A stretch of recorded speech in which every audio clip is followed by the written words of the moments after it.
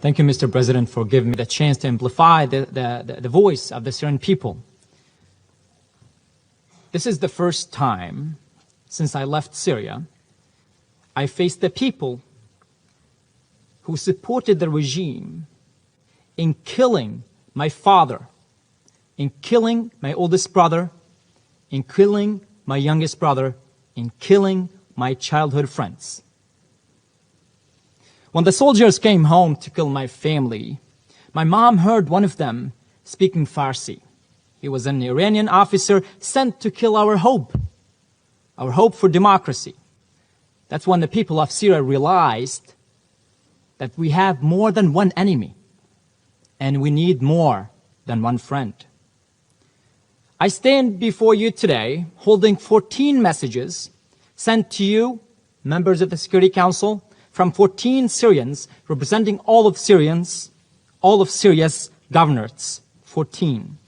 Each wants to tell you the following. Rama from Dara Governorate says to you, you have the power to turn our nightmare into a dream, so please do it.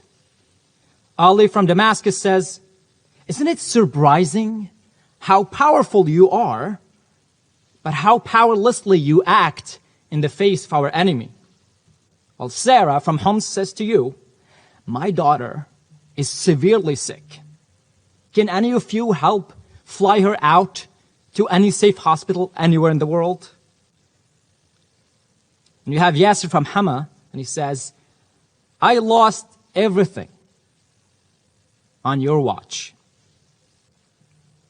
And you just like to blame things on other members. You blame it on Russia just to push the responsibility away from you. Hiba from Latakia says, Syria has never been scarier than now. Even the supporters of the regime are being arrested by the regime and tortured and killed. Just so you know, I am not going to filter the voices of the Syrian people. I'm telling you exactly what they say. And here it comes. Karim from Idlib says to you, you have been acting so lame since 2011. I lost everything I ever loved. I lost everything I have. And he tells you, fuck you for not being useful, for not being respectful to human lives and human rights. You have Sana from Aleppo, and she says to you, all we need is protection. I am tired of being afraid from the sky. I don't want it to drop more bombs. Shiro from Hasaka says to you, don't let Russia and China and Iran play you. Act like you understand your position of power. You sitting in the Security Council, not in a carousel in Disneyland. While Ranim from Reef Dimashq says to you, I am claustrophobic. Whenever they bomb, I have to go and hide in the basement or in a tiny room, and I can't breathe. I can't breathe. I can't breathe. I just want this to end. Shadi from Quneitra says, I recently, and he's a very young person, I recently tamed a cat, and she is right now in this conflict, my world. So please help me keep her safe, keep her alive. Her name is Judy. Maryam from As-Suwaida. It always seems impossible until it's done. I know she stole the quote. We have Khalid from Raqqa, and he says to you, while you may think that the war in Syria ended, it did not. People are still being targeted. People are still being killed. Lubna from Deir Zur says, there's only one way. There's only one way to end the war in Syria, and that's bringing Assad regime to justice. The last message, number 14th, is from Tartus, my hometown, so I wrote this message. Since the start of the Syrian uprising in March 2011, Russia has vetoed more than 15 UN Security Council resolutions concerning the conflict in Syria. Among other things, this resolution covered human rights violations, the use of force against civilians, toxic chemical weapons, and calls for a meaningful ceasefire. Russia did that to provide political cover for the Syrian regime and to protect Moscow's strategic interest and arms deals with the Syrian state. So my question is, what is wrong with you? Don't you have any sort of humanity? Did you shut it all entirely? How do you sleep at night? How do you look your kids in the eyes? And don't you dare to give me anything about the sovereignty of the Syrian regime. This is just too lame argument by now. The Iranian regime and the Iran-backed militias did not get enough from killing the brilliant minds of Iraq, like Ihab al-Wazni or Hisham al-Hashimi, who were key leaders of the opposition to the Iran brutal regime. Killing them was not enough, so they crossed the border, then they came to Syria, and they slaughtered, raped, and they burned both human, animals, and trees. And if you want proof of that, go check atrocitiestracker.org, a project of the Syrian Emergency Task Force that sheds a light on the evidence and the testimonies of the families and victims of Iran and Syria and Russia in Syria and in Iraq. Early this year, a member of this council welcomed the Syrian dictator Bashar al-Assad into their home, the United Arab Emirates. Don't you have any respect for the people who've been suffering for years, for everyone who died under torture in Syria, for every mother who lost her kid? Don't you have any respect for those people? Normalizing Assad is a crime.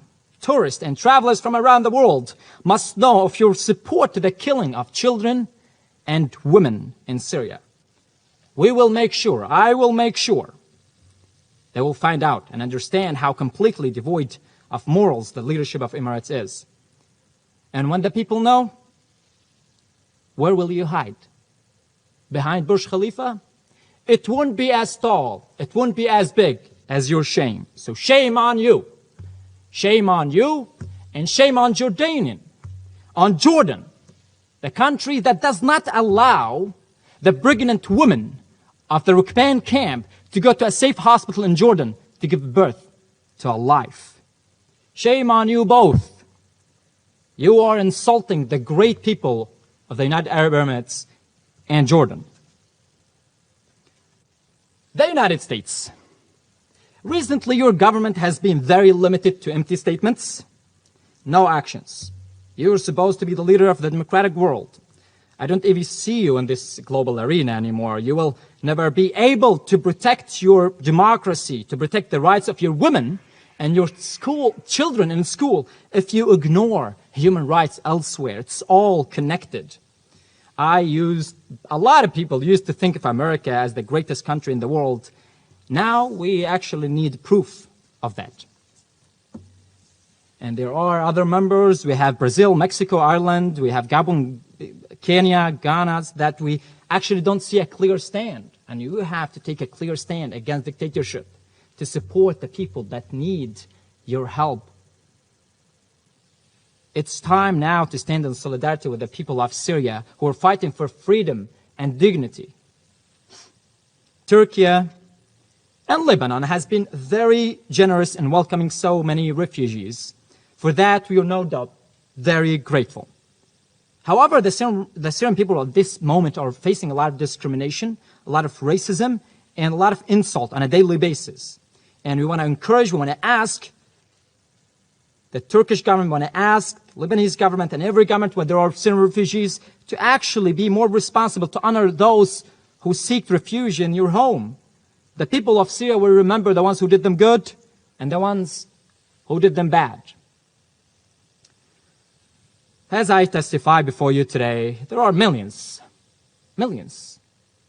that's millions of people that depend on humanitarian aid in northwest and northeast Syria.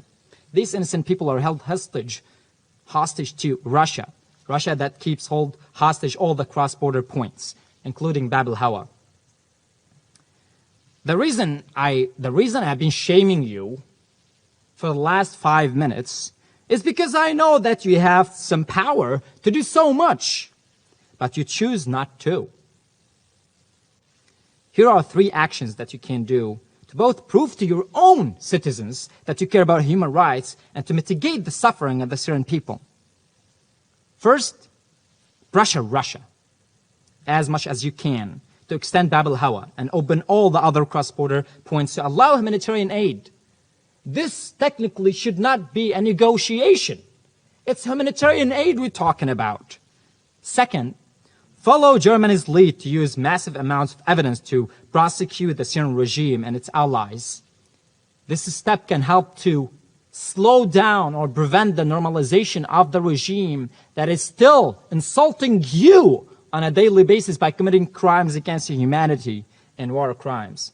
Third, and this is perhaps the most difficult, but the most important thing to do, fight with us. The Syrian people fight with us to free every mother, every father, every brother, every sister, every neighbor, every friend who is being captive for simply taking to the street, demanding their rights and asking for accountability and justice. لكل سوري، لكل ناجي، لكل ضحية، لكل مهجر، لكل أرملة، لكل يتيم.